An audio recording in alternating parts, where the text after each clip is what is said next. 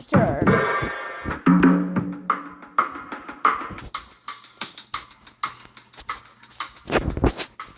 I'm gonna try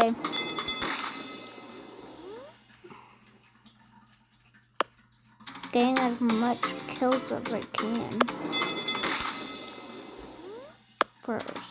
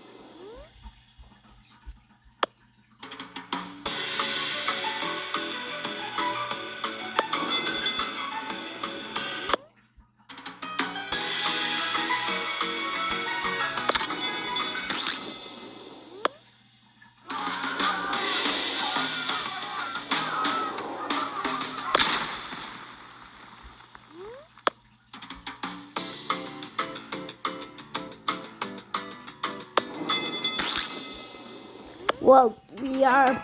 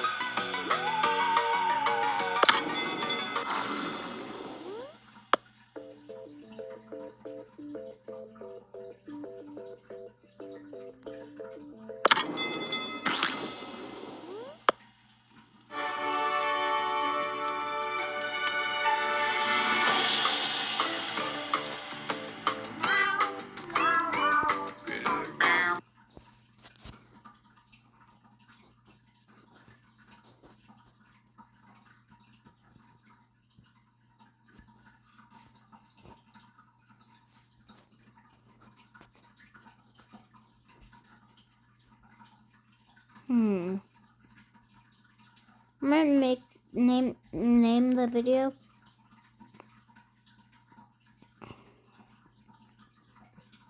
playing all of Neal.Fun's games. I'm not gonna beat this.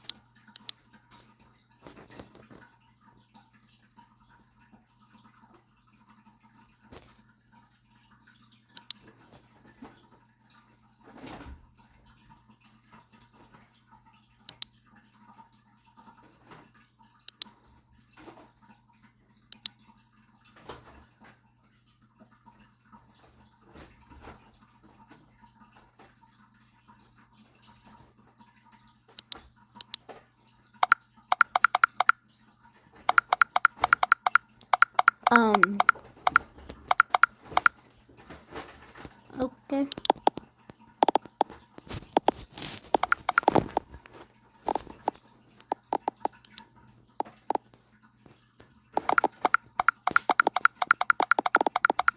Wow, when I bought Subway Surfers,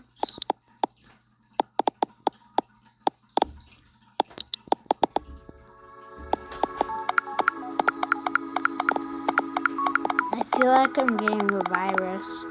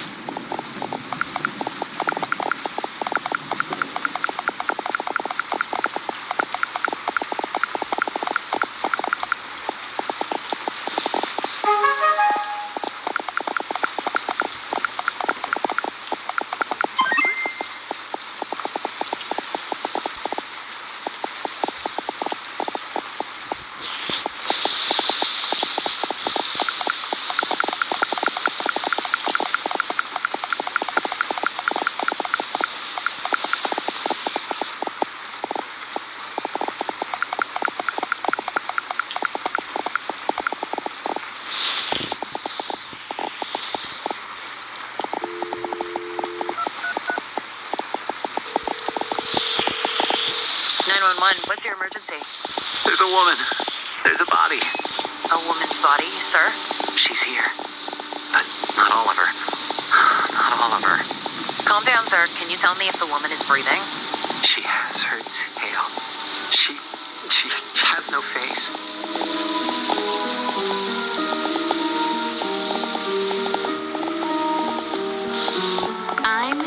Mendoza, and you're in Killer Country.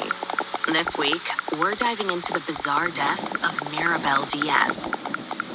Mirabel dreamed of becoming a Hollywood actress, but trapped in the small seaside town of Mystic Bay, Florida, her options were limited.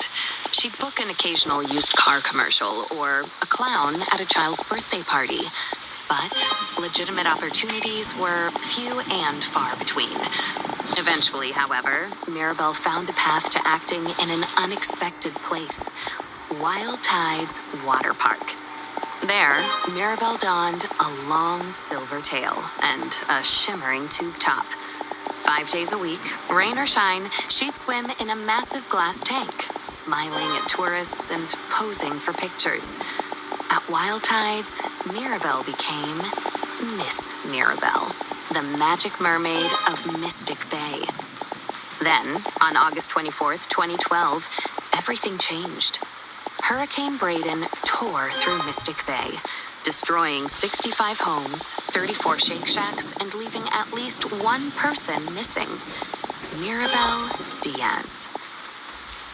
Frank Wild, the longtime owner of Wild Tides Water Park, was among the last to see her alive. She was a pretty redhead. Some say she had web feet. Yeah, she never wanted to talk. Now, I don't like to speak ill of the dead, but she was a little cold. Snobby, you might say. When the hurricane was coming, I told her, "Hey, sweetie, you can stay with me. Because, this place is a fortress. I got hurricane shutters, sandbags, the whole shebang. A bunker with a sauna, screening room, bowling alley. Regulation bowling alley, do you understand? Yeah, the real deal. I told her. I got 2 months worth of beans. All kinds of beans. Right? Black beans, kidney beans, pinto beans, lima beans, soybeans, jelly beans. Yeah, I was worried, because she lived all by herself. I owned the building she lived in, and I knew it was, I knew she wouldn't have beans. But she told me she'd be okay on her own. Maybe if she just stayed at my place. You wonder what might have been. But she said no, she didn't even like beans. I spoke with Frank at his home over 3-bean salad. From where we sat on an expansive back patio festooned with marble statues of dolphins, women, and dolphin women, we could see the very top of Wild Tide's Megalodon Mega Twister. It's a massive water slide, just over 100 feet tall, that shoots park visitors into the waiting jaws of a fiberglass megalodon. Please, this park employs half the damn town easily. We added that big slide, the friggin' orcas. It's a sight to see, especially the mermaids. And Mirabel, well, she was the most popular one. You really just never think of something happening to a girl like that in a place like this. Well, except for that time when those kids got eaten during the alligator parade. Or the time the clowns went feral. Or that time when the old guy... Behind us, something bumps. Hard. Against a glass wall. Don't mind her. That's cannellini. Here, girl. Come here. Come on, sweet bean. Frank Wild, heir to the Wild Bean Company fortune, is an avowed animal lover. His home, a concrete monolith rising from the steaming marsh, includes a massive glass pyramid teeming with all sorts of aquatic marvels, including, most notably, a 6-foot albino alligator named Cannellini. He also owns a narwhal, 7 dolphins, roughly 16 flamingos, 3 tigers, 7 pythons, a wild boar, and several ostriches. Most are named after beans. Frank goes on. I used to have a whole mess of macaws, too. But every hurricane, more of them escaped. Sometimes I still see them flying over the house. I guess they wanted to be free. Yeah, whatever that means. Anyway, she was a nice girl. Sometimes. And it's a shame what happened. Jessa Lynn Garcia, another mermaid at Wild Tides Water Park, remembers Mirabelle a bit differently. She was just sweet as pie. She really was. And such a pretty little thing. For a brunette? Oh, except for the gills. She was always giving me real nice tips, about what to do with my clothes or my hair. She'd come up to me while we'd be putting our tails on and say something like, "Oh, Jessalyn, you would look so good as a blonde." Or, "Oh, Jessalyn, don't go to that Shake Shack on August 24th. I had a vision." And, she was always the second runner-up at pageants. Almost Miss Key Lime Pie. Almost the Orange Blossom Queen. Almost Ambassador to Kazakhstan. People don't realize it, but it takes a lot of character to keep showing up after losing out over and over and over and over and over and over again. I'm proud of my titles. Always will be. I don't take the honor of being the Orange Blossom Queen 6 straight years in a row, likely, but, I admired Mirabelle, too. And she had a good heart. She'd volunteer all the time. She'd perform for the little old people down at the senior center. Sing that song from that mermaid movie, I'm in Your World, or whatever it's called. I don't know. My children only watch godly movies. But she'd sing that. She didn't have children, so maybe she didn't realize. Or a husband, which I also have. Oh, and she was a perfectionist. So she'd sing that same song over and over till she got it right. 20, 30 times. The old people would tell her she didn't have to, that she could stop at any time, but she was happy to do it. She was a natural performer. Oh, so gifted. I was never like that. I mean, everyone's different. Some of us are more into the artistry of it all. I'm a Wild Tides Water Park mermaid because I believe it's important to provide families with wholesome, all-ages entertainment at an affordable price. But others, they like the attention. Not that I'm blaming her for what happened. Gosh, no. She was a nice person. She didn't deserve that. Not at all. You just never think something like that would happen in a little teensy-weensy town like Mystic Bay. I mean, besides that time that poor boy was pushed into that hydraulic press, or that old man who spontaneously combusted in the Publix parking lot. But other than that, you just never think of bad stuff happening here. It was so sad what happened to her. Of course, we all suspected Jared. He was weird. He followed her around like a puppy. A weird puppy. Mirabelle's disappearance left a mark on the minuscule town of Mystic Bay, with search missions tampered by downed power lines and felled trees. As days turned into weeks, the town's optimism began to fade. That said, losing hope is something of a custom for residents of Mystic Bay. For years, competing theme parks, virus outbreaks, daylight savings, and a quickly shifting culture led to a downturn in park numbers. Hey, come on now. Wild Tides is still top quality. Some of the best damn entertainment in the state. I don't care what anyone thinks, right? But the fact of the matter is, kids don't go for that anymore. Yeah, they'd rather be on their phones playing Candy Crush or Roblox Adopt Me or Neal.Fun than at a park with their folks. So people stopped coming. And then, of course, that's when they found her. Or what was left of her. What was left of Mirabelle was found by Jared Holt on November 15th, 2012, 3 months after she went missing. That's his voice you heard in the 911 call at the top of the episode. She has her tail. She has no face. When Chipko County Police arrived at the scene, they discovered a grisly sight. Mirabelle Diaz, lodged in the jaws of the Megalodon Megatwister, her mermaid tail curled daintily beneath her on the ancient beast's pink fiberglass tongue.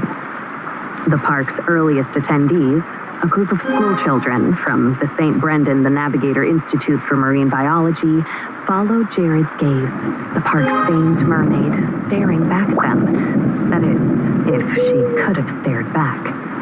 Jessalyn Garcia remembers the day vividly. Oh, he was all cat and tonic when he first saw her. You know, like he couldn't move or blink or say a single word.